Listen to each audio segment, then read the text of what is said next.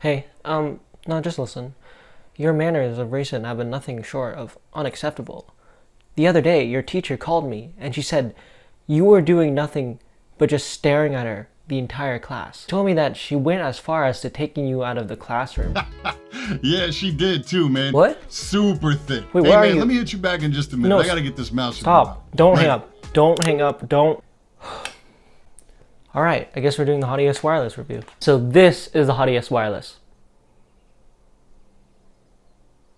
You know that thing that people use to connect wireless mice to their PC? They like to throw around words like dongle, receiver, antenna! If I'm being honest, I'm not seeing a lot of reviewers say this, but one issue I have with this mouse is that I have to have like a pound of shungite nearby, you know, to cancel out the EMF 5G, gigahertz, gigawatts frequency that'll make me sterile. Other than that though, I have no problem with it, because if you really want to just stick it in the back of your PC and be done, you're not moving it, no one's gonna see it. In fact, one thing that people shouldn't see is you playing video games for 24 hours a day. But you know what? Let's say you're at a local coffee shop and you're gaming. That's what everyone does. You're gonna have this EMP device sticking out of your computer. But there's probably a reason why they went with an antenna as opposed to a dongle. Maybe it lowers latency. Maybe it lowers the weight. Yeah, sure, I'd rather have a dongle too for the wireless, but you're buying a small wireless ultralight gaming mouse to maximize your performance.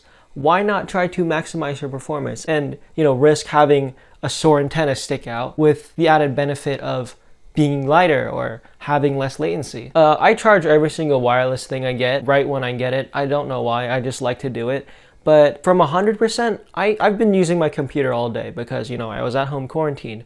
But on the fourth day of me using it all day, it was at 30%. That's really good. And honestly, if a mouse's battery life is 2 days at most, I don't really mind plugging it in when I'm not using my computer, because you know, you have to get up from your computer every 2 days. Like when you're sleeping, you can plug in the mouse. It's not that big of a deal. It's using micro USB. I would prefer USB-C. The front of the included cable is really stiff. It feels like a used sock you find underneath your bed after like 3 months, and it's not used from wearing. Like I can literally bend it and make it stand up. But it's only on the front though. It's so that you can angle it up or sideways or whatever, so that you can reduce drag on your mouse pad. So I've had it for about 3 weeks. Been using it on and off, and it has QC issues. In the beginning, next to no QC issues.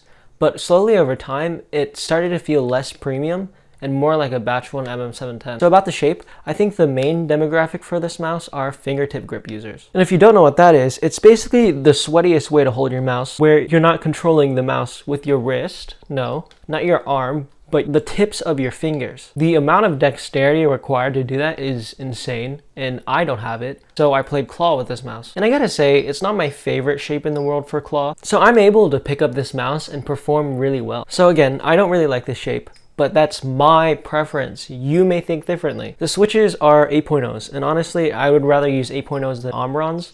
But in my opinion, they're a little overrated. Like if I want to go through the effort of soldering in switches, I not only want to solder it in for the performance, because obviously these are way more tactile than Omrons. I can actually distinguish my clicks from an Omron switch. But if I wanted to go through the effort of soldering in switches, I would want ones that also sound good. So I looked at like a switch testing video from Turbo Bitbox, and the zippy switches were my favorite. I was about to order them from Lethal, but this asshole just pays for it. And he's like, I got a gift for you, my sussy baka. So I guess buy stuff from Lethal Gaming Gear. I don't have a code, so just use code badseed tech to save stuff. As for the feet, just regular x-ray pad feet. They're not the fastest, but they are pretty smooth. I will give them that. The included grips are really nice. I like using the ones on the sides. Personally, I can't stand the ones on the buttons and on the back. But like, I just realized they collect dirt really easily, and I cleaned it. So let's talk about the QC.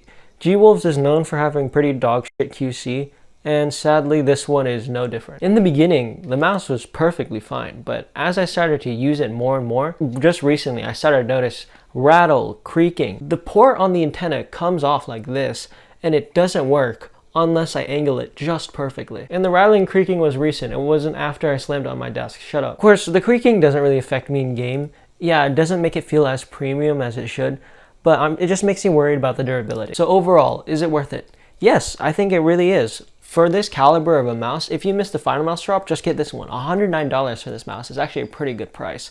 Except for shipping, because I think shipping is a lot from X-Ray Pad. And if you get one, just be aware of the QC issues. Alright, thanks for watching to the end. I really appreciate it. Discord, Twitter, and Twitch are in the description. And I'd really appreciate it if you subscribe. I know that's just recycled information that's just made back into Trader Joe's bags, but it really does mean a lot to me. The bigger my reach, the more that companies notice me, and especially at this size, I'm still trying to grow my own brand. Bye.